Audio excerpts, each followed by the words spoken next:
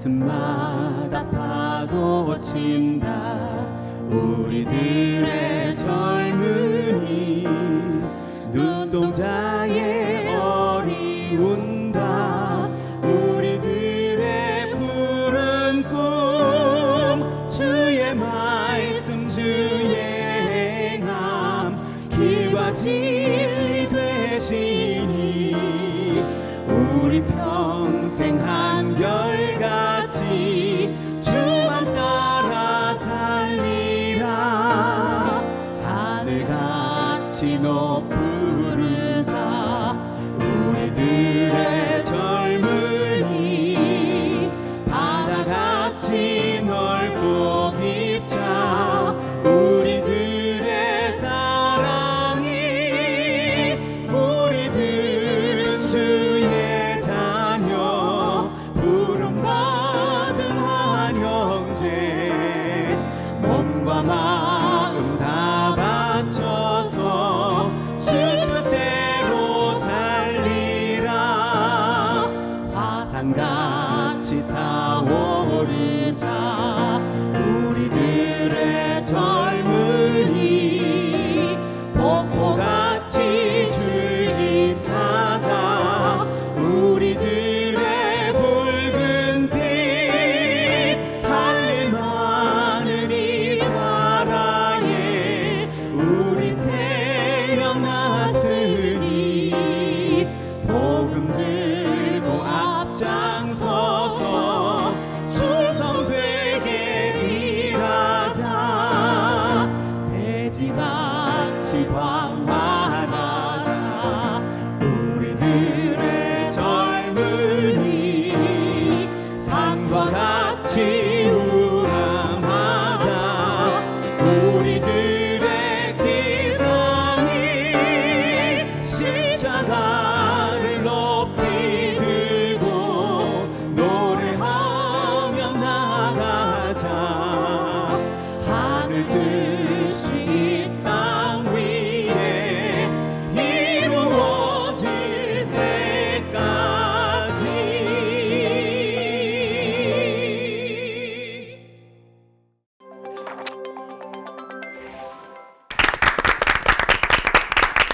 패기 넘치는 찬양을 부르면서 시작을 했는데요. 젊은이들부터 어른들까지 가슴마다 신앙적인 열정이 파도가 칠 때는 하나님 나라에 대한 소망이 가득할 때가 아닌가 싶습니다. 공감하시나요? 네. 우리 씩씩하게 찬양을 불렀는데, 자, 그렇다면 그 하나님의 나라가 이미 왔다라고 생각하시는 분? 이미 왔다. 손 잘 아직 멀리 있다고 느끼시는 분 뒤에 질문이 있었는데 이걸 어떻게 할까요? 네. 다 이미 와 있다라고 얘기를 하시는데 왜 그렇게 생각을 하세요?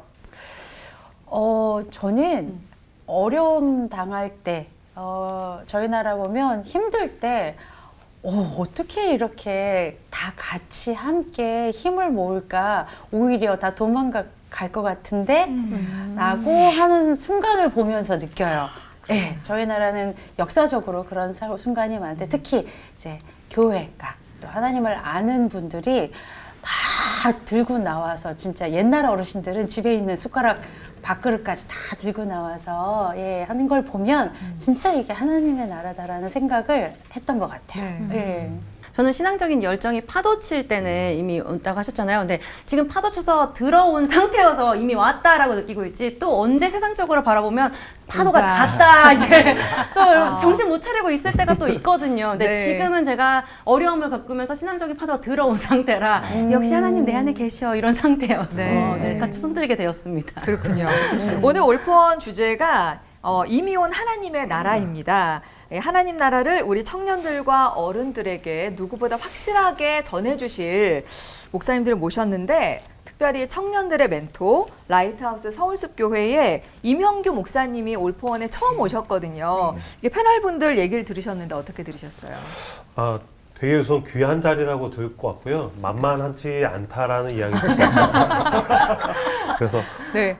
수틀리면 잡아먹힐 수 있겠다라는 생각으로 바짝 긴장하고 앉아있습니다. 네, 그렇군요. 나눔교회 조영민 목사님 이번에 두 번째 출연이시죠? 네. 근데 지난번에 방송 나가시고 나서 SNS에 설교도 설교인데 인물론이 부각이 됐었어요. 정말. 이게 하나님 나라에서는 설교가 중요할까요? 인물론이 중요할까요? 저는 이게 둘 다 네. 말씀과 둘 인물이 다, 함께 예. 가야 하나님 나라가 임하는 거지. 네. 가지 않으신 것 같습니다. 아, 그렇군요. 네. 오대식 목사님, 한창수 목사님 오랜만에 또 이렇게 젊은 목사님들과 함께 하셨는데 어떠신지? 네, 그 뭐 이렇게 젊으십니다. 하나님 나라가 왔다기보다는 가고 있는 것 같아요. 이렇게 젊은 분들이 네. 훌륭한 분들이 이렇게 오시는 걸 보면은 하나님 나라가 훌륭한 더 좋은 쪽으로 막 가고 있구나 하는 게 막 느껴집니다. 오늘 진행되고 기대가 많이 있다. 됩니다. 네. 진행되고 네. 있다. 네. 예. 저는 저쪽인 줄 알았는데 네. 이쪽이 있어서 상당히 당황하고 빨리 현실을 받아들이면서 네. 진짜 하나님 나라가 코앞에 왔구나. 네. 시청자 여러분은 어떻게 느끼고 계신지 모르겠습니다. 이미 온 하나님 나라를 살고 계시다면 참 좋을 것 같은데요. 오늘 1부에서는 청년 멘토 두 분께 설교를 부탁드렸습니다. 우리 젊은이들을 위한 하나님 나라. 특별히 10분 설교를 부탁을 드렸거든요. 설교 듣고 나서 열띤 문답 토크 열어가겠습니다. 이명규 목사님 시작해 주시겠습니다.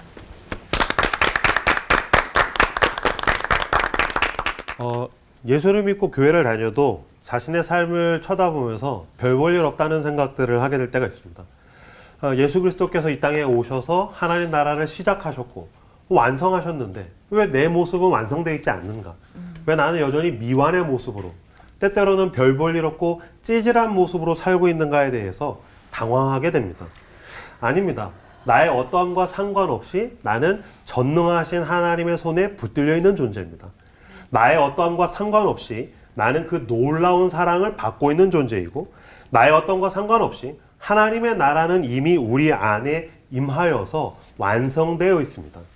이 복음에 대해서 존 오트버그라는 미국에 있는 목사님은 자신의 딸이 사랑하는 그 애착 인형, 누더기 인형과의 관계로 복음을 설명하는데 저도 그런 일을 겪은 적이 있어서 제 이야기를 잠깐 해보도록 하겠습니다.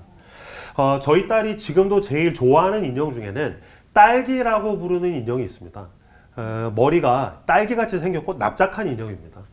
이게 이제 아이의 이모가 태어났었을 때 사준 인형인데 처음에는 되게 예쁘고 고왔는데 이걸 계속 들고 다니고 물고 빨고 뭐가 묻고 하다가 보니까 점점 때가 묻기 시작해서 지금은 거의 누더기 인형이 되었습니다. 저희 딸이 유치원에 한참 다닐 때였었는데 저는 그때 교회를 개척하고 정말 낮이나 밤이나 막 사역하느라고 정신 없었던 때였던 것 같아요. 제가 퇴근하고 나면은 제 아내랑 큰딸 막둥이가 자려고 침대 위에 누워 있었습니다. 그럼 저는 와가지고 인사를 하고 난 이제 씻으러 갈게 잘 자 하고 입을 맞추고서 가는 거죠. 제가 이제 문을 닫고서 나가려고 할 때 저희 큰딸이 저한테 이렇게 이야기했었습니다. 아빠, 나 지금은 엄마 옆에서 침대에서 자지만 아빠 잘 때 나도 꼭 아빠 옆에 눕혀줘야 돼 라고 이야기했었어요. 왜냐하면 지금 이 화면을 보시는 많은 유부남들이 그러시겠지만 저는 침대 아래에 매트를 따로 깔고 자는 비참한 신세였기 때문입니다. 그래서 이제 아내가 딸 둘이랑 침대 위에서 자면 저는 그 밑에 매트에서 이제 자고 있을 때 엄마 옆에서 자지만 아빠가 잘 때 나를 안아서 아빠 옆에 눕혀달라고 이야기하는 것이었습니다. 알았어 은유라, 아빠가 너 꼭 안아서 아빠 옆에 눕혀줄게. 그리고 저는 문을 닫고 나가서 샤워를 하고 또 밀린 작업들을 하고 책을 보고 설교 준비를 했습니다. 그리고 이제 새벽에 너무 피곤해가지고 자야지 하고 문을 열고 안방에 들어와서 큰딸을 안아서 매트에다 눕힙니다. 그리고 저도 그 옆에 이렇게 발라당 눕죠. 누우면은 막 너무너무 몸이 이렇게 달콤하게 녹아내리는 것 같아요. 마치 무슨 카라멜 같이. 그래서 하나님, 전 여기까지입니다 하고 이제 잠이 들려고 할 때에 번뜩 떠오르는 게 있었어요. 뭐냐면 우리 딸이 저한테 했던 당부했던 것이었습니다. 뭐를 당부했냐면 아빠 잊지 마. 나 잘 때 꼭 내 품에 딸기도 있어야 돼 라고 이야기했었습니다. 그래서 꼭 한마디를 덧붙이는 게 내일 아침에 내가 눈을 떴을 때 내 품에 딸기 없으면 혼날 줄 알아. 꼭 이렇게 이야기하는 거예요. 그럼 저는 이제 막 자려고 이렇게 누우려고 하면은 아빠 딸기. 그럼 저도 번뜩 생각이 나니까 아 맞다 하고서 다시 일어납니다. 자려고 누웠다가 다시 일어나는 게 얼마나 초인적인 것인지 맞아요. 아마 많은 분들은 공감을 하실 것입니다. 그럼 일어나가지고 이제 딸기를 막 찾는 거예요. 딸기 어디 있어? 그럼 어두운 가운데서 안방을 뒤적거리다가 딸기를 찾습니다. 그래 이놈의 딸기가 퍽퍽퍽 막 때리고 내가 왜 이놈의 딸기 때문에 시달려야 되나? 그래서 그거를 다시 사랑하는 우리 딸 품에다가 눕혀주고서 저도 그 옆에 이렇게 발라락 누워서 잠이 드는 겁니다. 이거를 매일 반복을 하다가 어느 날 아침에 출근길에 운전을 하고 가는데 지긋지긋한 딸기 생각이 나는 거예요. 내가 왜 이놈의 딸기 때문에 시달려야 되나? 여러분 40대 중반을 살아가는 한 남성에게 누더기 인형, 딸기 인형이 가지는 가치가 뭐가 있을까요? 아무것도 없습니다. 그냥 몰라 어디다가 내다 버리고 싶은 겁니다. 누더기입니다. 좀 과하게 이야기하면 쓰레기입니다. 그럼에도 불구하고 그 인형은 저에게 아무 가치가 없지만 동시에 반대로 매우 귀한 가치를 가지고 있습니다. 왜 그렇습니까? 제가 제일 사랑하는 제 딸이 가장 사랑하는 인형이기 때문입니다. 제가 그 생각을 하고 났더니 아 그렇구나. 이 딸기라는 인형은 나에게 누더기고 쓰레기에 불과한데 우리 딸이 너무 아끼고 사랑하니까 동시에 나에게도 소중한 가치를 가지는 거구나. 그때 복음이 이것을 나에게 이야기해 준다는 사실을 제가 알았습니다. 하나님 앞에서 이명규라는 한 사람이 가지고 있는 가치가 뭐가 있을까요? 대한민국의 5천만 명 중에 한 명에 불과할 것입니다. 서울과 수도권에서 집을 얻지 못해서 전전긍긍한 한 중년의 남성일 것입니다. 저는 별것 아닐 것입니다. 누더기 같고 때때로는 제가 저를 봤을 때에도 쓰레기 같다라는 생각을 할 때가 있습니다. 그러나 복음의 시선으로 보면 그렇지 않습니다. 세상 끝날에 내가 사랑하는 우리 주 예수 그리스도께서 분명히 그렇게 이야기할 것이기 때문입니다. 아버지, 세상이 끝났을 때에 내 품에서 이명규가 함께 눈을 뜨게 해주십시오. 왜냐하면 이명규는 내가 가장 사랑하는 누더기 인형이기 때문입니다. 이명규는 쓰레기인 것 같지만 내가 가장 사랑하는 쓰레기요. 아니 내가 가장 사랑하는 나의 딸기와 같은 존재이기 때문입니다. 우리 주 예수 그리스도께서 나를 그렇게 사랑하셨기 때문에 저는 믿습니다. 저는 여전히 보잘것없고 누더기 같은 인생일지라도 내 인생을 마치고 내가 죽어서 눈을 뜨면 난 영원한 하나님 나라에서 눈을 뜨게 되는 줄로 믿습니다. 그래서 세상의 가치관으로 나를 보면 여전히 누더기 같고 쓰레기 같을지라도 복음의 시선, 은혜의 시선으로 보면 나는 너무나도 놀라운 사랑받는 존재라는 것을 깨닫게 되는 줄로 믿습니다. 이 은혜 시선으로 우리는 살아갈 때에 하나님 나라를 누리게 됩니다. 나에게 있는 소유, 나에게 있는 외모, 나에게 있는 모든 것이 나를 규정할 수 없고 나는 이미 내 안에 임한 하나님 나라를 살 수 있게 됩니다. 이것을 할 때에 우리는 나눌 수 있게 됩니다. 나에게 주어진 것들을 뗄 수 있게 됩니다. 초대교회에서 예배란 떡을 떼다라는 것이었습니다. 한 신부님의 글을 읽은 적이 있습니다. 한 신부님이 그 감옥에서 출소한 재소자들이 빵을 구워서 먹고 사는 그 공동체에 탐방을 하신 일이 있었다는 거예요. 가가지고서 출소한 재소자들이 빵을 굽고 빵을 먹고 또 빵을 팔아서 먹고 살 때에 그들과 함께 이야기를 나누다가 궁금했대요. 물어봤다는 겁니다. 왜 빵입니까? 뭐 김치찌개도 있고 고기도 있고 뭐 수많은 것들이 있을 텐데 왜 빵입니까? 라고 했더니 한 분이 활짝 웃으면서 이렇게 얘기했다는 것입니다. 우리가 모두 여기 있는 사람이 빵에서 나온 사람들 아닙니까? 여기서 말하는 빵은 깜빵이죠. 우리가 모두 빵에서 나온 사람들 아닙니까? 그런데 놀랍게도 이 신부님은 생명의 빵을 떠올렸다는 거예요. 그치. 생명의 빵에서 나왔지. 나는 원래 죽을 수밖에 없는데 그 생명의 빵이신 그리스도께서 자기의 살을 떼어주셔서 우리가 여기까지 왔지. 그래서 이들이 빵을 굽고 빵을 나누면서 하나님 나라를 구현하면서 살고 있구나 라고 깨달았다는 글을 저는 보는데 전 동시에 한 가지가 더 떠올랐습니다. 제로. 그치. 우리는 빈손에서 와서 하나님의 은혜로 내가 여기까지 왔지. 우리는 내가 가진 것이 없다라고 생각합니다. 우리는 내가 찌질하다고 생각합니다. 우리는 내가 모자라다고 생각합니다. 아닙니다. 당신은 빵에서 온 사람입니다. 제로에서 왔고 생명의 빵으로부터 왔습니다. 그리고 그 놀라운 우리 주 예수 그리스도의 은혜로 영원한 하나님의 나라로 입성하게 될 것입니다. 그러므로 여러분 마음 놓고 여러분들이 살아가는 삶의 자리에서 그 여러분들이 가진 빵을 나누십시오. 생명의 빵을 나누어서 모자라고 배고프고 굶주린 사람들을 먹이시는 하나님 나라의 백성들 다 되시기를 우리 주 예수 그리스도 이름으로 축복합니다. 아멘. 기도하겠습니다. 하나님, 우리는 내 모습을 볼 때에 누더기와 같고 별 볼 일 없는 것 같지만 우리는 예수님의 손에 붙들린 사랑받는 누더기 인형입니다. 우리 주 예수 그리스도의 은혜로 우리는 세상이 끝나고 나면 아버지의 품에서 눈을 뜨게 되는 줄로 믿습니다. 그러므로 주님, 우리는 모든 것이 은혜로 주어진 사람들입니다. 만물이 그에게서 왔고 그로 말미암았고 그로 돌아갈 것입니다. 빵으로부터 온 사람일진데 내가 무엇을 두려워하며 무엇을 아까워하겠습니까? 나에게 주어진 은혜로 주어진 생명의 빵을 이 도시에 내가 필요한 곳에 나누는 예수님을 닮은 생명의 사람들, 하나님 나라의 사람들 되게 하여 주시옵소서. 예수님 이름으로 기도했습니다. 아멘.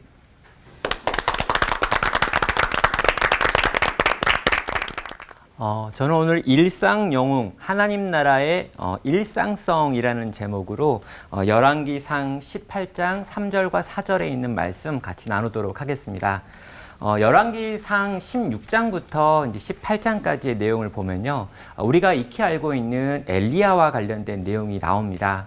그리고 특별히 우리가 읽으려고 하는 18장의 내용을 보면 엘리야가 이제 산 위 갈멜산 꼭대기에 올라가서 거기에서 바알의 제사장 450명과 영적인 전쟁을 벌이는 장면이 나오죠. 구약 성경 전체에서 가장 역동적인 장면, 가장 드라마틱한 장면이 펼쳐집니다. 그래서 저는요, 오늘 엘리야 이야기를 하려고 하는 게 아니고요, 이 거대한 이야기 속에 들어있는 약간 이렇게 스쳐 지나가는 것 같은 인물, 오바댜라고 하는 인물을 같이 한번 살펴보겠습니다. 자, 도대체 왜 하나님은 이 오바댜라고 하는 인물을 우리 가운데 드러내시는 걸까요? 우리는 왜 이 인물을 봐야 되는 걸까요? 자, 오바댜의 등장을 보면요, 그가 얼마나 의외성을 가지고 있는가를 보게 됩니다. 18장 3절을 보면요, 아합의 왕궁 맡은 자 오바댜를 불렀으니 라고 말합니다. 자, 왕궁 맡은 자, 다시 2인자라고 하는 뜻을 가지고 있는데요, 지금 이 오바댜가 아합이라고 하는 악한 왕의 2인자였다라고 하는 걸로 그가 지금 소개가 되는 겁니다. 자, 아합의 최측근이었는데요, 이 오바댜에게 아합은 다음과 같은 명령을 내리죠. 지금 물의 근원이 말랐다. 그리고 다 지금 죽게 생겼다. 나에게 있는 짐승들을 먹일 수 있도록 지금 우리가 가가지고 물 근원을 좀 찾아봐라 라고 하는 요청을 합니다. 이건 비밀 명령이었는데요, 이 아합 왕이 자기의 짐승들을 위해서 물군어를 찾겠다라고 하는 이 그의 바램은 너무나 이기적인 것이었기 때문에요, 3년 반 동안 기근으로 인하여 죽어가던 성도들, 사람들을 생각해 보면 절대로 이렇게 사람들이 좋아할 만한 이야기가 아니었던 거죠. 자, 그래서 여기까지 있는 내용만 보면은요, 이 오바댜도 악인일 것이다 라고 생각하는 것이 정상적인 생각입니다. 아합이라고 하는 왕 옆에 함께 일하고 있다면 그 역시 악한 사람일 것이다 라고 생각하는 게 일반적인 생각이기 때문인 거죠. 자, 그런데 이 오바댜를 보면서 우리가 악한 사람일 거야 라고 생각할까 봐 곧바로 이어서 3절을 보면요, 이 오바댜가 어떤 사람인지 성경이 곧바로 설명을 합니다. 이 오바댜는 여호와를 지극히 경외하는 자라. 이세벨이 여호와의 선지자들을 멸할 때 오바댜가 선지자 100명을 가지고 50명씩 굴에 숨기고 떡과 물을 먹였더라 라고 말합니다. 자, 성경은 우리가 오바댜를 오해하지 않기를 원했습니다. 아주 잠시라도 오해하면 안 될 것 같았기 때문에 곧바로 지금 오바다는 하나님을 지극히 경외하는 사람이었어. 그는 이러이러한 일들을 했었지라고 밝히고 있는 겁니다. 자, 오바다가 어떤 일을 했느냐라고 보니까요. 이 이세벨이라고 하는 아합의 아내였던 악한 여왕이 지금 이 여호와의 선지자들을 다 죽여라라고 명령했을 때 여호와의 선지자들을 100명을 지금 구출해가지고 굴 속에 넣고 지난 3년여의 시간 동안 먹이고 입히는 일을 했었다라고 말하고 있는 거죠. 이건 굉장히 위험한 일입니다. 걸리면 다 죽는 거죠. 자기가 가지고 있는 지위를 잃을 것뿐만 아니라 자기의 생명과 자기의 온 가족의 생명까지 걸린 일임에도 불구하고 오바다는 그 일을 했다라고 하는 것입니다. 여호와를 지극히 경외하는 사람이었기 때문에 그는 이런 선택을 했던 거죠. 자, 그런데 이 오바다는요, 지금 엘리야를 만나가지고 굉장히 서운한 일을 경험하게 됩니다. 자, 물구나무를 찾아가지고 돌아다니던 중에 엘리야를 만났죠. 그리고 이 엘리야를 만났는데요. 이 엘리야가 하는 말이 뭐냐면 네가 가가지고 아합을 불러다가 지금 내가 여기 있다라고 하는 것을 보고하라 라고 하는 제안을 듣게 됩니다. 자, 엘리야도 오바다를 보면서 아합 옆에 있는 인물이기 때문에 너는 그렇게 훌륭한 사람이 아니야. 너는 아합과 똑같은 사람이야 라고 생각하면서 아합에게 일러가지고 자기 생명을 위태하게 만들게 하는 선택을 하라고 지금 도전을 한 것입니다. 오바다는요, 이 말을 듣고 너무나 서운해하지요. 왜요? 엘리야가 자기가 그런 신앙을 가지고 그런 일을 했다는 걸 전혀 몰라줬기 때문입니다. 13절은 이렇게 말합니다. 이세벨이 여호와의 선지자를 죽일 때 내가 여호와의 선지자 중에 100명을 50명씩 굴에 숨기고 떡과 물로 먹인 일을 내 주에게 들리지 아니하였나이까? 라고 그는 항변을 합니다.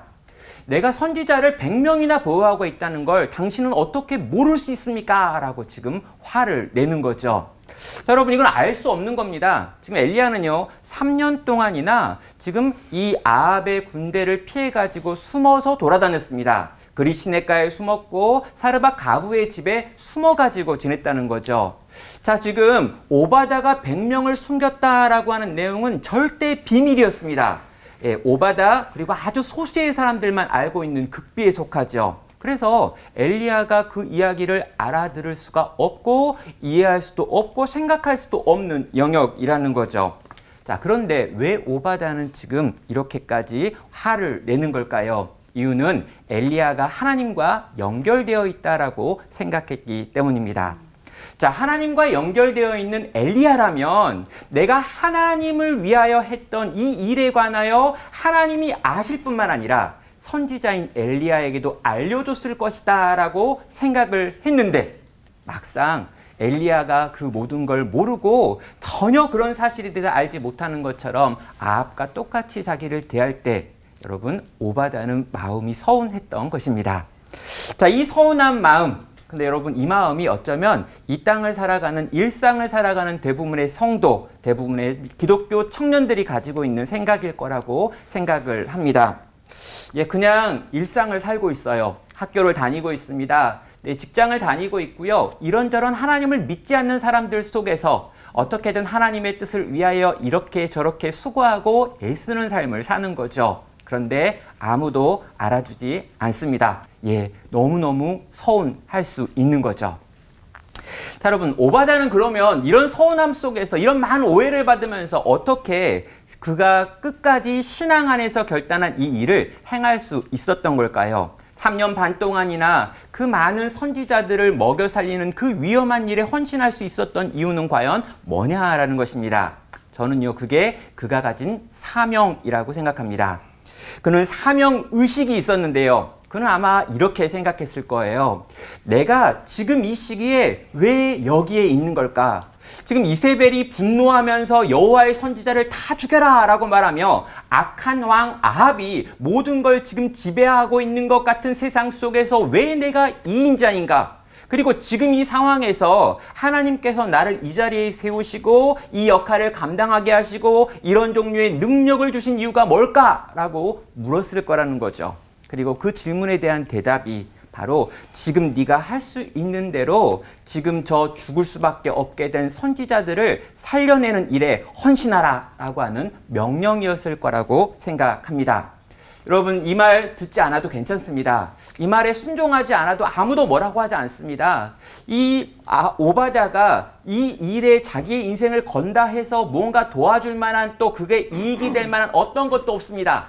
그러나 그는 하나님께 물었고 하나님께 들었다라는 것이죠. 그래서 엘리야한테 이렇게 말하는 거예요. 엘리야가 지금 나를 잡으러 가라고 말해라 라고 했을 때, 당신을 잡으러 가라고 아합한테 말해서 아합이 왔을 때 하나님은 당신을 지키실 것이기 때문에 아합이 당신을 못 잡을 겁니다. 그러면 아합이 날 죽이겠죠. 왜 나를 죽이려고 하십니까? 라고 말하는 거예요. 지금 엘리야요, 나는 당신의 말에 순종할 수 없습니다. 왜? 나한테도 사명이 있거든요. 하나님께서 내게도 무언가를 주셨단 말입니다. 당신은 하늘에서 불을 내리고 여호와의 선지자로서 말씀을 증거한다면 난 일상 속에서 내가 지켜내야 될 것들을 지켜내겠다고요. 그러면서 내 생명은 나의 생명이 아니라 100명의 선지자들의 생명과 연결되어 있는 생명이 있기 때문에 나도 죽을 수 없다고, 당신에게 사명이 있다면 나에게도 사명이 있다라고 말씀하는 것입니다. 사랑하는 청년 여러분, 예수를 주로 고백하는 하나님의 백성 여러분, 우리의 일상 속에서 나를 하나님이 왜 여기 이 자리 이곳에서 이 모양으로 세우셨는지 물으시길 바랍니다. 그리고 그 질문에 대답하시는 하나님의 목소리를 듣고 그 자리에서 믿음으로 사시길 바랍니다. 그렇게 살아가실 때 여러분의 일상이 하나님의 나라가 될 것이고요. 여러분을 일상의 영웅으로 하나님은 바라보시며 드러내실 것이기 때문입니다. 기도하겠습니다. 사랑과 은혜가 많으신 하나님 아버지, 먼 곳에 있고 미래에 있을 하나님의 나라가 아니라 오늘 지금 내가 사는 이 땅에 임한 하나님의 나라를 살게 하옵소서. 아무도 알아주지 않는 곳에서 하나님께서 주신 사명을 따라 매일 믿음의 선택을 하며 살았던 오바댜의 수고와 그 수고를 기억하신 하나님의 마음을 알게 하옵소서. 그리고 주님, 우리에게 주어진 일상의 삶을 오바댜처럼 일상의 영웅으로 살게 하옵소서. 예수님의 이름으로 기도합니다. 아멘.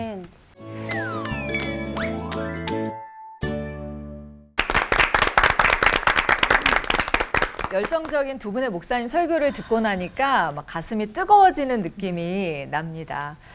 청년들 보면 그 푸릇푸릇하고 생기 발랄해야 될 때에 청년들이 이렇게 많이 지쳐 있는 걸 보면 저도 참 되게 안타까울 때가 많이 있거든요. 왜 이렇게 길을 못 펴고 약하고 때로는 또 찌질한 모습도 보이고 그럴 때 굉장히 안타까운데, 믿는 청년들은 이미 온 하나님 나라의 일상 영웅이다라는 얘기 들으니까 뭉클했어요. 교회 오빠 오민우님은 어떻게 들으셨어요? 교회 오빠. 이 자리에 유일한 교회 오빠 오민우입니다. 우리 이명규 목사님 설교 중에서 공감된 게요. 우리가 하나님 나라를 살아내지 못하는 건 은혜를 보는 게 아니라 나의 소유, 실력, 의로움을 보기 때문이라는 말씀. 아무래도 저도 그렇고 청년 때는 세상의 것이 좋아 보이면서 눈길이 거기로 가고 하나님 나라보다 이 땅의 것을 추구하게 되지 않나요? 맞아요, 맞아요. 그래서 내가 뭐 좀 갖춰져야 은혜를 받을 자격이 있어야 되는 거 아닌가? 이런 생각을 좀 할 때가 있거든요. 근데 목사님들이 보시기에, 청년들 보실 때 어떠세요? 자꾸 뭔가를 근거로 뭔가 붙들 만한 것들을 추구하면서 그게 없어서 힘들어하는 것 같아요. 근데 사실은 그게 되게 보잘것없다라는 걸 깨닫는 게 되게 중요한 것 같아요. 그래서 제가 그 가요 중에서 한 노래를 들었을 때 되게 큰 은혜를 받은 적이 있는데 가요에서. 그럴 수 있어요, 맞아요. 그 장기하라는 가수가 부른 난 부럽지가 않아. 부러우니까 자랑을 하고 자랑을 하니까 부러워지고 딱 같은 거거든요. 나는 학벌이 있어. 나는 여기 취업했어. 나 이번에 분양됐어. 나 뭐 차 샀어. 근데 그럼 그것만 좋냐? 그거보다 더 좋은 걸 가진 사람을 보면 또 부러워하게 돼요. 그러니까 부러워하니까 자랑을 하고 자랑하니까 부러워지고. 장기하 같은데. 네. 이 굴레를 계속 돌게 돼요. 그래서 썼을 때 결국에 나에게 가장 소중한 근거는 영원하신 왕이신 하나님. 그러니까 그 그리스도의 그 십자가의 은혜를 붙드는 것 외에는 그 자랑과 부러움을 벗어날 수 있는 방법이 없다. 그래서 그 굴레를 빨리 벗어나시기를 축복합니다. 그래서 이렇게 또 말씀을 들으니까 수긍이 좀 되기도 하는데 네. 그럼에도 솔직히 우리 청년들이 서운할 때가 있어요. 그러니까 하나님 나라가 임했다면 하나님이 왜 나를 더 잘 될 수 있도록 맞아. 도와주지 않으실까? 정말 이제 말씀하신 것처럼 하나님 나라가 나한테 이미 임했는가 아마 요즘 청년들은 더더군다나 느끼기가 더 어려울 것 같아요. 막 주변 환경에 눈이 더 가기가 쉬운 나이이기도 하고 네. 그래서 얼마나 나는 더 인내해야 되나라는 질문을 하게 될 것 같아요. 그래서 과연 그렇다면 정말 하나님의 말씀은 하나님의 나라는 그렇게 말씀대로 오는 건가? 이 부분에 대해서 우리 목사님들께서 조언을 해주시면 네. 좋을 것 같습니다. 오대식 목사님, 한창수 목사님이 대답해 주시면 어떨까요? 네, 그 성경의 인물로 한번 얘기를 해보면은 제가 모세 좋아하는데 그 모세를 보면서 깜짝깜짝 놀랄 때가 있거든요. 모세가 출애굽기 18장 3절 4절에 보면은 그 아들 둘 이름이 이제 나와요. 첫째가 게르솜, 내가 그 이방에서 이제 나그네가 되었다. 굉장히 이제 괴로워하는 거죠.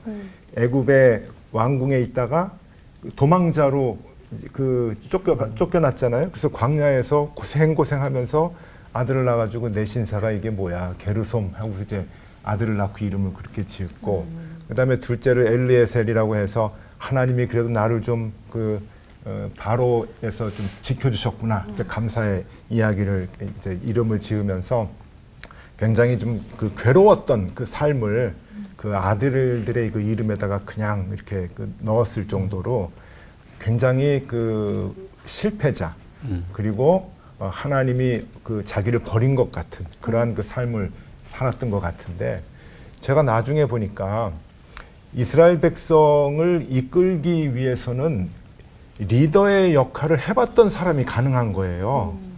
그러니까 애굽의 궁궐에서 왕자의 교육을 받았잖아요. 왕의 리더의 교육을 리더십 받았잖아요. 교육을. 네. 그러니까 모세가 그 역할을 했었던 거고 또 히브리 사람들을 인도해야 되니까 히브리인이어야 되는 거예요.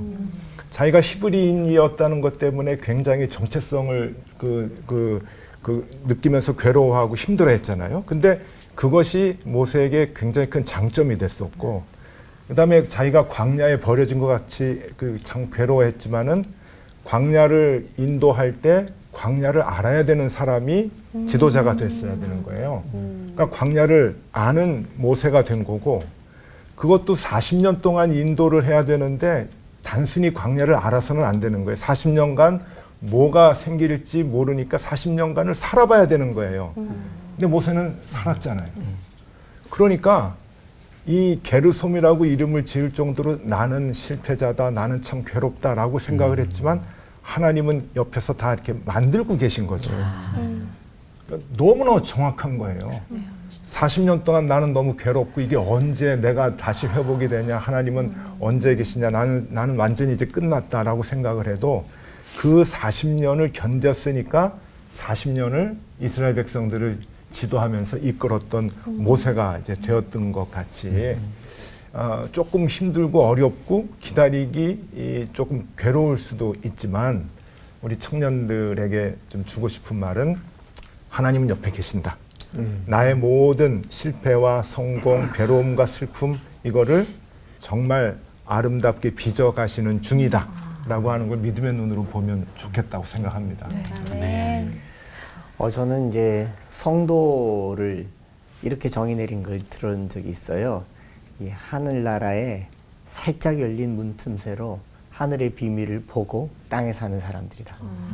그래서 이미 온 하나님 나라는 사실은 시시코너입니다. 맛본 사람들은 그걸 기필코 사고 말겠죠. 우리 청년들이 땅에서 살면서 어렵고 힘들다고 하지만 하나님 나라의 그 조그마한 것을 맛보았으면 좋겠어요. 그냥 피 안의 세계가 아니라 하나님 나라가 어떤 것인지 맛보여 주려고 주님께서 오셔서 병자도 고치시고 귀신도 쫓아내시고 특별히 산상수훈 하나님 나라는 이런 것들이다라고 알려주신 것에 조금만 맛만 봐도 그걸 위해서 투쟁할 수 있다고 생각해요. 젊은 우리 청년들이 해외여행 한번 다녀와 본 사람들은 다음 여행을 위해서 돈을 모읍니다. 해외여행 안 가본 사람들은 해외라고 하는 것도 두려워서 있는 것을 생기는 대로 써버리지만 내가 갖고 싶은 게 생기면 반드시 그것을 위해서 노력하고 애쓰잖아요. 그래서 우리 젊음의 때에 성경이 말하는 하나님 나라를 조금만이라도 맛보고 그것을 사모하면 언젠가는 사게 될 것이다 라는 생각이 들고 청년들 때에 교회와 공동체에서 정말 세상에 줄 수 없는 하나님 나라를 시식하시기 바랍니다. 맛보는 것이 중요하군요. 네. 정말 맛을 보고 그 가치를 안다면 아까 이명기 목사님이 얘기하신 그 굴레에서 벗어날 수 있을 것 같아요. 그 하늘의 가치를 안다면 말이죠. 제자들이 기대한 하나님 나라와 또 예수님이 생각하신 하나님 나라가 크게 달랐던 것처럼 어른들도 하나님 나라를 내 삶에서 살아내기가 어려운데 청년들은 오죽할까 싶습니다. 세상의 유혹도 거세고 더 연약하기 때문에 가치관에 혼란이 있을 것 같은데 짠한 우리 청년들에게는 멘토 목사님들의 경험담이 좀 도움이 되지 않을까 싶은데 네, 그래서 이번에는 제가 돌발 질문을 던지게 되었습니다. 우리 목사님 처음 맞이하시는 돌발 질문이실 텐데요. 다 포기하고 싶던 청년 시절, 그럼에도 내가 지금 하나님 나라의 통치를 받고 있구나, 너무 놀랍다 하고 신기했던 적이 있었다, 없었다? 하나, 둘, 셋. 있었다. 있었다. 네. 있었다. 예스. 예스. 저는 원래 대학교 학부 때 사회학을 전공을 했기 때문에 그 인문학을 좋아했고 청년사역을 하고 싶었어요. 근데 이제 모교회 왔더니 청소년부 교사를 맡기는 거예요. 전 청소년 싫어했거든요. 왜 말이 안 통하니까요. 막 좀비 같고 막 가르쳐주면 막 이러고 있고 막. 그래서 나 청소년 너무 싫다고. 근데 어느 날 기도하고 있는데 하나님이 굉장히 강렬한 부르심이 와서 하나님 저 청소년 너무 싫은데 내가 이걸 왜 해야 됩니까? 근데 어쨌든 하나님이 원하신다는 마음은 굉장히 크고 그래서 1년, 2년, 5년, 10년 넘어가다 보니까 한 15년을 청소년 사역만 한 거예요. 그 청소년이 청년이 됐겠네요. 그래서 실제로 저희 교회도 청년들이 있고요. 네. 그 청년들이. 근데 게다가 대부분의 교회는 그리스도의 양이 있으면 저희 교회는 그리스도의 양 아치만 100명이었어요.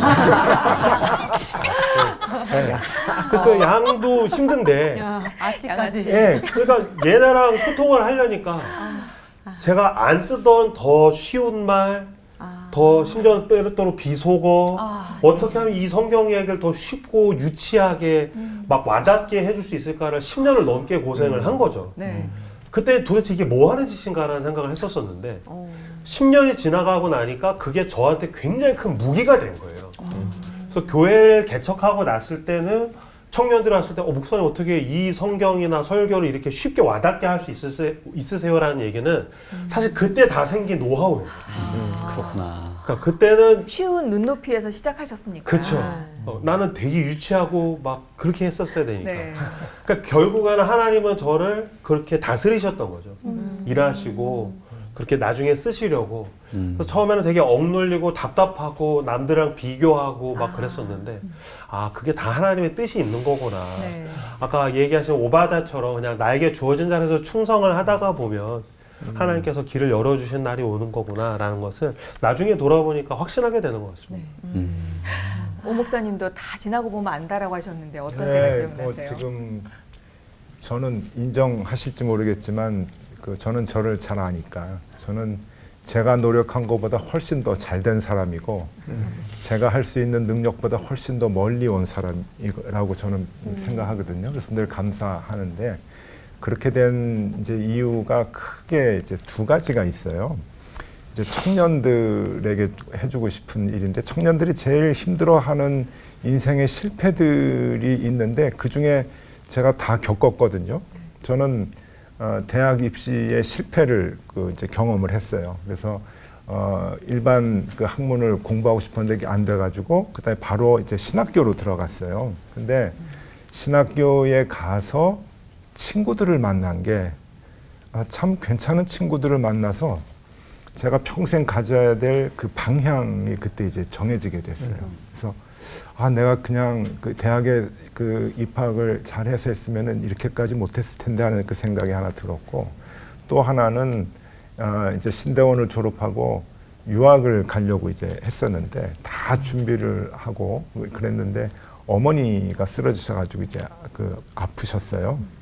그래서 이제 유학을 못 갔는데 참 마음이 좀 아팠죠. 친구들은 유학도 가고 이제 그러는데 가고 싶었고 저도 공부도 하고 싶었고 그랬는데 근데 유학을 가지 않고 바로 이제 그 교회로 가서 목회를 배우기 시작을 했는데 그때 만났던 선배 목사님들이 너무 좋았어요.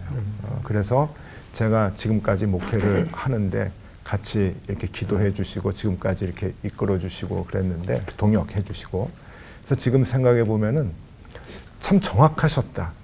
이제 청년들 때 보면은 제일 힘든 거잖아요.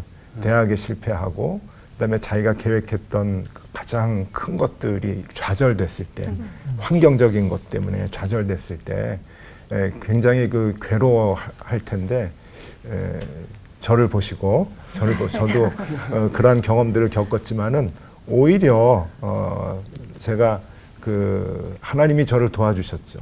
하나님 나라가 있다고 하는 것을 저는 굳게 믿고 지금까지 왔으니까. 근데 하나님의 섬세한 인도하심 가운데 있었다라고 하는 것을 굳게 믿고 있고 훨씬 더 잘 돼서 기쁩니다.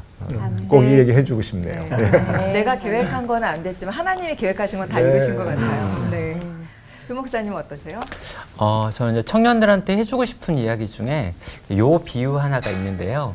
그 시계의 비유, 24시간의 비유인데 청년들이 막 이렇게 나 이제 끝났어, 망했어, 죽었어, 내 다 안 될 거야 라고 하는 그때가 아침 9시도 안 되는 시간으로 인생의 시간으로 봤을 때 인생을 24시간 안에 집어넣으면 오전도 아직 안 된 거죠. 아직 출근하기도 전에 망한 게 어딨냐. 네가 한 6시쯤 돼가지고 오늘은 망쳤다. 한 7시쯤 돼가지고 망쳤다 그러면 이해할 수 있어. 그럴 수도 있지. 근데 이제 아직 출근하려고 이를 닦다가 인생이 망했고 하루가 끝났어 라고 말하는 건 틀린 거 아니야? 라고 말하면서 네. 이제 제발 지금 우리가 뭔가 성공했다라고 말하는 것도 또 실패했다고 말하기에도 너무 어리다. 조금만 더 기회를 두고 하나님께도 기회를 주자라는 이야기 해주고 싶고요. 저는 제 어렸을 때 제가 말을 더듬는 이제 문제가 있었습니다. 심하게 말을 더듬어서 국어책을 소리내서 못 읽었거든요. 근데 저는 그때 국어책을 소리를 내서 못 읽어서 친구도 없고 뭐 사람들이 저랑 안 놀아주고 근데 제가 이제 아주 시골에서 자랐거든요. 초등학교가. 근데 제가 나중에 커가지고 사역을 하면서 제가 사투리를 거의 쓰지 않는다라고 많은 분들이 이야기를 하시더라고요. 되게 신기했습니다. 왜냐하면 저희 동네는 굉장히 심각한 사투리를 쓰는 동네였거든요. 나중에 알고 보니까 생각해 보니까요. 그때 내가 말을 심하게 더듬었고 그래서 거의 말하지 않았던 것이 지금 내가 이런 이제 어떤 사역을 하는데 굉장히 유익하게 쓰여지고 있구나라고 하는 것도 봤던 것 같아요. 절대로 하나님은 그냥 내버려 두지 않으시고요. 하나님은 다양한 것들을 통해 저라고 하는 사람을 빚어오셨기 때문에 우리 청년들도 그렇게 빚어가실 거라고 믿습니다. 내부 목사님이 예전에 고백을 해주시니까 그런 일이 있으셨구나라고 생각할 정도로 하나님께서 굉장히 말끔하게 빚어가고 계시는구나라는 생각이 드는데 하나님의 통치가 정말 놀랍다는 거 우리 청년들도 소망을 좀 품어봤으면 좋겠고요. 하나님께서 지금 내게 원하시는 게 뭔지 내가 어떻게 하나님께 쓰임받을까 이걸 좀 품고 있으면 될 것 같아요. 오늘 말씀 들으면서 제가 사명을 처음으로 원국자로서 특별히 마지막 질문을 항상 저에게 주시는 은혜를 입는 자인데 사명에 대한 질문입니다. 하나님 나를 왜 만드셨어요? 라는 질문. 하나님 나한테 왜 이걸 맡기셨어요? 라는 질문. 사실 사명 찾기 쉽지가 않은 거 맞는 것 같습니다. 우리 청년들에게 어떻게 하면 하나님이 각자에게 주신 사명을 찾아서 일상의 영웅들이 될 수 있는지 임 목사님부터 좀 말씀해 주시면 좋을 것 같습니다. 청년들을 만나다 보면 청년들이 생각하는 사명이라는 게 너무 거대한데 행동이 없는 경우가 너무 많아요. 그러니까 탁상 공론에 있는 경우들이 너무 많은 것 같아요. 그래서 저는 우선 뭔가를 좀 실천해 봤으면 좋겠어요. 그러니까 실천하고 행동했으면 좋겠다. 그래서 가다 보면 알게 되는 거지. 책상 앞에서 난 20년 후에 이런 사람이 되겠구나. 30년 후에 하나님 날 이렇게 쓰시겠구나. 그런 너무 멀리 거대한 것보다는 오늘 내가 할 수 있는 것을 했으면 좋겠다. 반대로 말하면은 오늘 나에게 맡겨진 것을 잘하는 것은 너무나도 중요하다. 그러니까 오늘 나에게 주어진 것을 집어 팽개치면서 나는 대단한 뭔가를 하고 싶어라는 것은 사실은 소명이나 사명이 아니라 허영에 더 가까울 수 있다. 그래서 우선 자기에게 주어진 것들을 잘 했으면 좋겠습니다. 저 같은 경우에는 이제 소명에 대해서 이렇게 질문을 하면 세 가지로 한번 점검해 보라고 이야기합니다. 첫 번째는 네가 생각하면 아픈 영역이 어떤 영역이냐. 또 하나는 좋아하는 영역은 어떤 영역이지? 그리고 세 번째로 네가 잘하는 건 또 뭐냐? 요 세 가지가 만나는 자리에 하나님께서 우리를 부르신 사명이 있을 가능성이 크니까. 그래서 이걸 가지고 차근차근 자기를 돌아보고 할 수 있는 거, 하고 싶은 거, 잘하는 거, 또 그걸 생각하기만 하면 가슴이 아픈 영역들을 이렇게 적어보다 보면 이것들이 겹치는 이 교집합에 되어진 요 영역에서 무언가를 한번 해보고, 만약에 그게 하나님의 뜻이면 계속 갈 거야. 안 되면 하나님이 막으시겠지.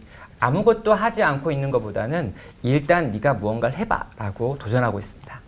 굉장히 큰 힌트인 아픈 것 같아요. 영역은 처음 듣는 것 같아요. 예. 저는 가끔 이렇게 아픈 영역이 하나님의 부르심일 때가 있더라고요. 저도 그런 네. 게 있었던 게 처음 목사가 되겠다라고 생각했던 게 군대에 갔는데 네. 전 군대에서 회심했거든요. 모든 예배가 너무너무 은혜가 되는데 목사님이 70이 넘으신 은퇴하신 목사님인데 설교를 하면 1시간씩 하시고 1년 내내 똑같은 얘기를 하시는 거예요. 그래서 내가 하면 더 잘할 것 같은데.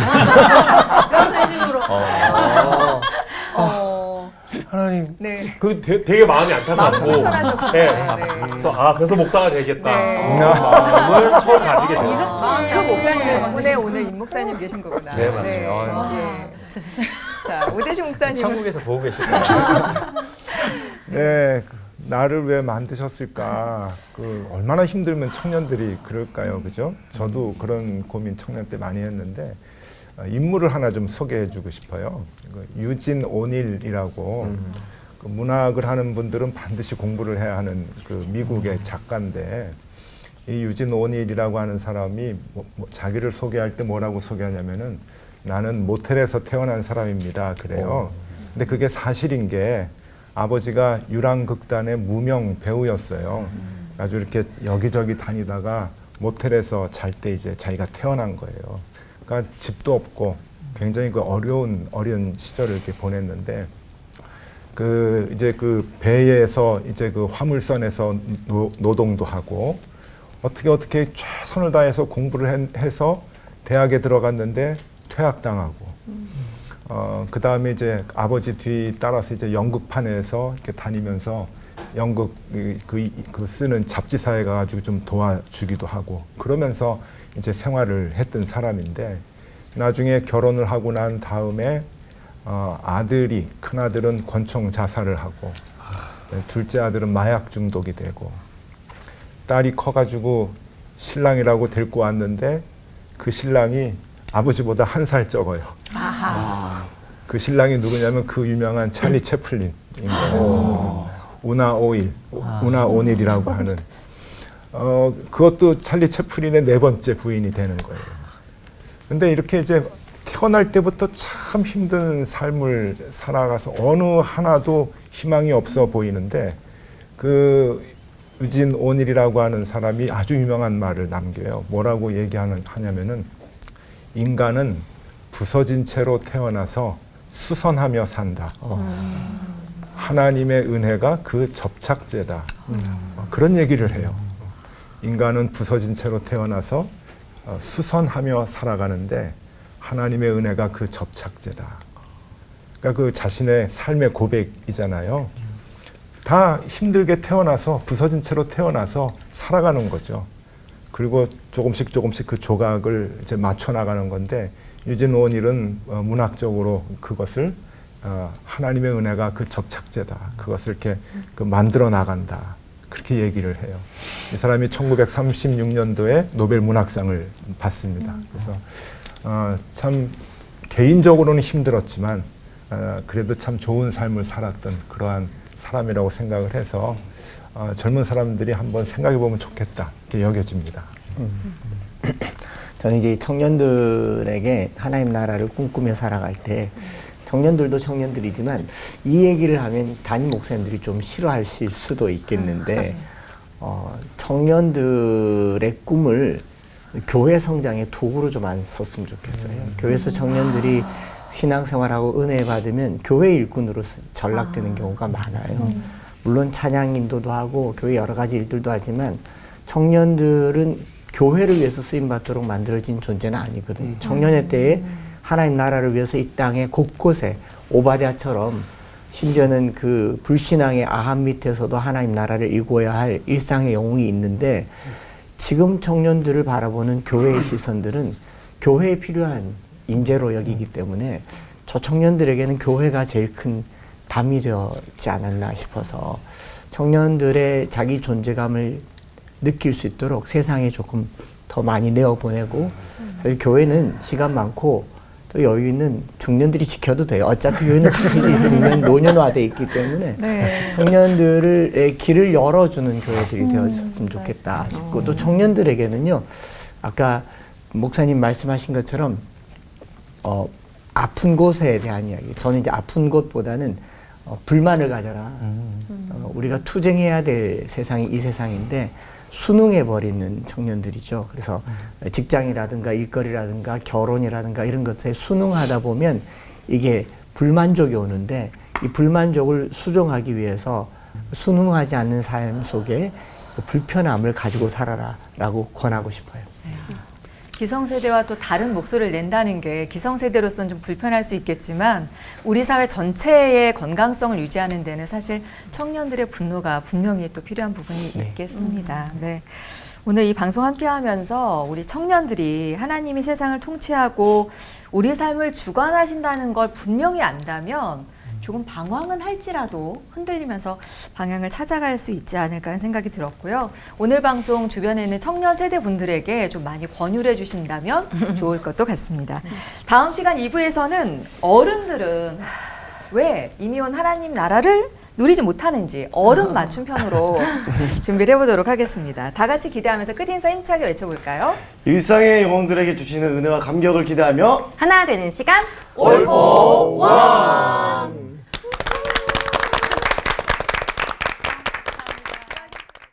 궁금했던 신앙 질문을 올포원에 보내주세요. 선정된 분들께는 이스라엘 네게브에서 생산된 최고급 엑스트라 버진 올리브 오일을 드립니다. 네게브 올리브 오일을 드실 때마다 이스라엘 사막에 회복의 푸른 나무가 심어집니다.